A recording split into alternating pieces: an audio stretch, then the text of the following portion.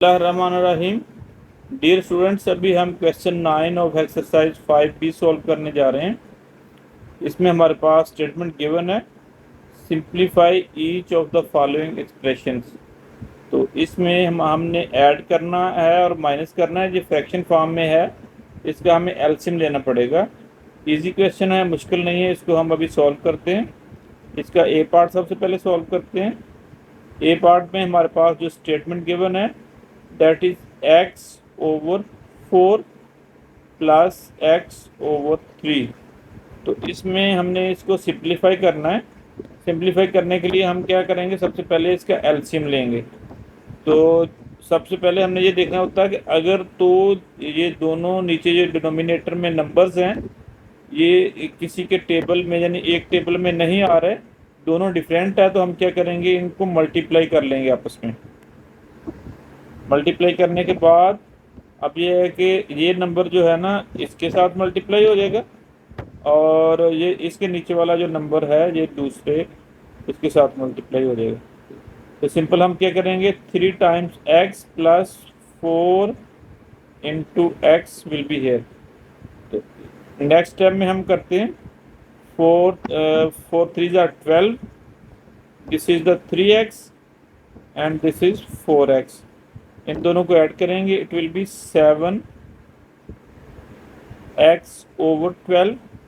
इसको इस तरह भी हम लिख सकते हैं 7 ओवर 12 टाइम्स x। तो ये हमारा इस पार्ट का आंसर है। अब हम इसका नेक्स्ट पार्ट सॉल्व करने जा रहे हैं। It is a B part. B part में भी हमारे पास ये टर्म्स गिवन है, इसको हमने सॉल्व करना है। सबसे पहले हमें इसका एलसीएम लेना पड़ेगा। इसको रीराइट करते हैं 2y over 5 minus y over 3। अब हम क्या करेंगे, इसका एलसीएम लेना है। एलसीएम हम देखते हैं कि 3 एंड 4 जो है ना एक दूसरे 5 एंड 3 जो है ना डिफरेंट नंबर्स हैं। इनका एलसीएम लेने का सिंपल मेथड है, हम ये एक ट्रिक यूज़ करेंगे।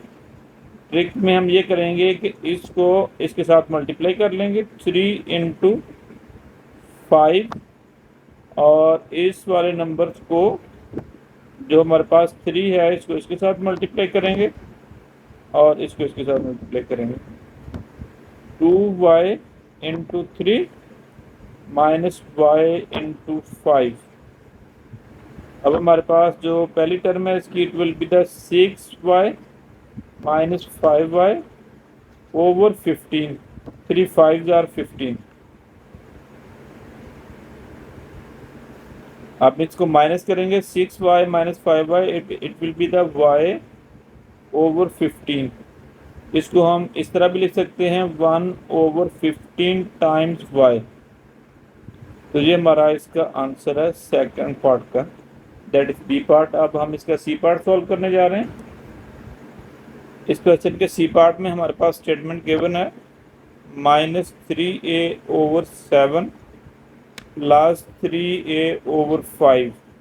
अब हम एलसीएम लेने के लिए हमें इनके डिनोमिनेटर सेम नहीं करने पड़ेंगे, ना ये कि हमें लॉन्ग इसके फैक्टराइजेशन मेथड या डिवीजन मेथड से हम इसको नहीं करेंगे।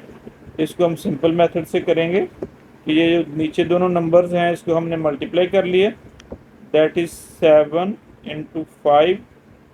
अब ये इस नंबर से इसको मल्टीप्लाई कर देंगे -3a को, 5 into -3a plus 7 into 3a।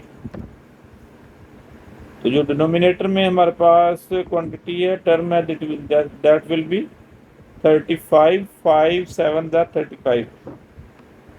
It is -15a plus 21a।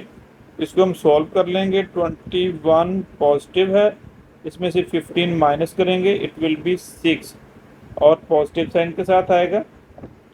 इसको हम लिखेंगे 6a ओवर 35। अब इसको हम इस तरह भी लिख सकते हैं 6 ओवर 35 टाइम्स a। ये हमारे पास इसका आंसर है इस पार्ट का। अब हम नेक्स्ट पार्ट सॉल्व करने जा रहे हैं। इसके डी पार्ट में हमारे पास गिवन है 9/4b माइनस 4/3b। तो अब इसका भी हम जो है ना इसी तरह एल्सियम लेते हैं। सबसे पहले 9b/4 माइनस 4b/3। एल्सियम लेने के लिए हम जो ना डिनोमिनेटर में जो नंबर्स हैं दोनों इनको मल्टीप्लाई करते हैं, 3 × 4। अब जो 9b है ये मल्टीप्लाइड होगा 3 के साथ, minus 4b will be multiplied by this one 4।